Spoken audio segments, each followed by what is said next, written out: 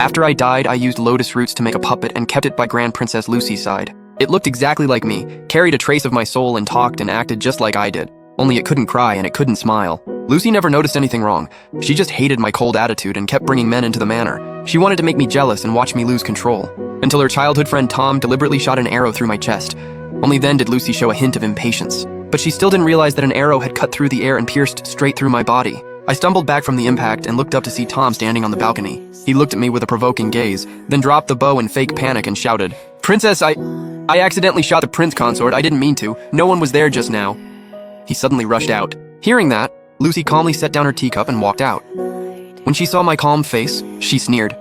"Jack, what game are you playing now? Are you using these childish tricks just to get my attention? If you really dare to pick up that arrow and stab yourself, I might actually respect your courage." She looked at the faint pink mark on my robe, her eyes full of contempt. Yes, I had already pulled the arrow out. It was the lotus puppet's natural rejection reaction. That pale pink mark was actually lotus sap. But the hole pierced through me was real. If Lucy paid even a little attention, she would have noticed. But she never came to my side. "Jack, isn't this what you wanted? Get over here." After she said that, I still didn't move. I was using the last bit of life force inside me to repair the hole. Otherwise, this body would completely rot and become useless. Lucy finally lost patience. "Enough, Jack. I gave you a chance. Don't be ungrateful. Sleep in the woodshed tonight." Just as she turned to leave, Tom tugged on her sleeve and begged in fake concern. "Princess, let me call a doctor for him. If something happens, your highness will feel bad." Lucy shook off his sleeve and casually waved her fan. "It's just a scratch. He won't die. I don't have time to worry over every little thing." One hole really wasn't enough to destroy me, but for any normal person, it would have been fatal. Tom deserved no forgiveness. That arrow had aimed straight at my heart, yet Lucy chose to ignore it. Maybe she never cared whether I lived or died.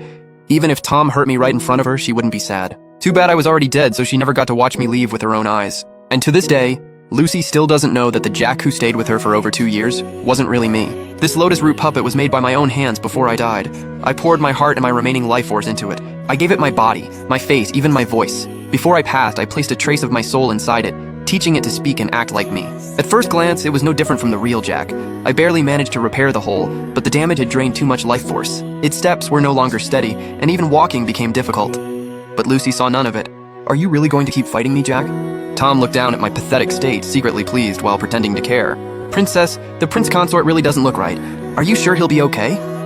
If he were really hurt, he'd say it. A grown man should act like one. Where did he learn all this fake drama? Lucy said coldly. Tom's eyes darkened as he sank into memories. "That's true. When I was a hostage in the enemy kingdom, I suffered more than anyone could count, and I never cried out once. The prince consort just got scratched." Tom and Lucy grew up together. Back then, to secure 10 years of peace, our kingdom sent Tom to the enemy kingdom as a hostage in the crown prince's place. People said he suffered endless humiliation there, yet after returning, he still looked gentle and compassionate. When he saw servants working under the blazing sun, he told more than 10 of them to rest. Then he left me alone to finish their work.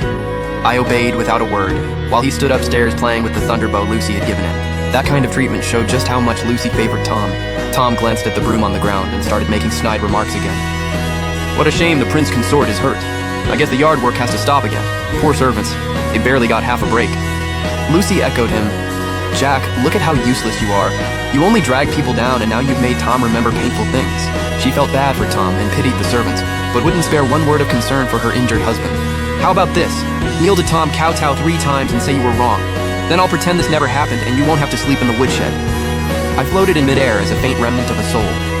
Even without a body, my heart still ached. I was the one who got hurt, yet I had to apologize to the person who hurt me. The puppet's body was damaged and couldn't speak for the moment, but it knelt without hesitation. The moment its knees hit the ground, Lucy did not look satisfied like I expected. Instead, her face twisted with even greater anger. "Jack, aren't you just jealous that I brought Tom into the manor? Are you trying to spite me? Do you know how much he sacrificed for me, my brother, and this country?" I froze. So Lucy still remembered I was her prince consort, the husband she married openly and brought into her household. Yet to make me jealous, she kept flirting with those men in front of me every day. The calmer I stayed, the more reckless she became, all just to force me to break down. But she didn't know I couldn't do that anymore. When I made this puppet, I gave it one rule. Lucy is my wife. Love her, protect her, and obey her. It couldn't cry or smile, couldn't feel pain or exhaustion, and would never refuse any of Lucy's demands. Its whole world revolved around honoring Lucy. Wasn't this the perfect husband she had always wanted? So why was she still unhappy? The day I died was the same day Lucy brought Tom into the Princess Manor. At that time, I was sick in bed, completely drained, and even speaking was hard. Still, I forced myself to sit up and write a letter. I had someone deliver it to Lucy. I wanted to see her one last time. The road ahead was long, and I was afraid that once I turned away, I'd forget her face forever. But until my final breath, I never saw her. When my remnant soul left my body, I saw Lucy busy throwing Tom a welcome home banquet. Lucy was the Emperor's sister. The Emperor didn't want a grand banquet because of Tom's humiliating past as a hostage, but Lucy begged for it. Back then, before the Empress had a child, a favored concubine gave birth to twins first. When the late Empress held power, she ordered the mother killed and took the children to raise as her own. Lucy and her brother suffered cruelty from childhood.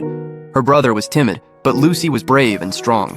Whenever they were punished, she took it for him. Now the Emperor spoiled the Grand Princess and granted her every wish. Lucy even asked him to give Tom's family a noble title to make up for his past suffering. Anyone who saw it couldn't help thinking the prince consort of the Princess Manor was about to be replaced. Lucy and I were never supposed to cross paths.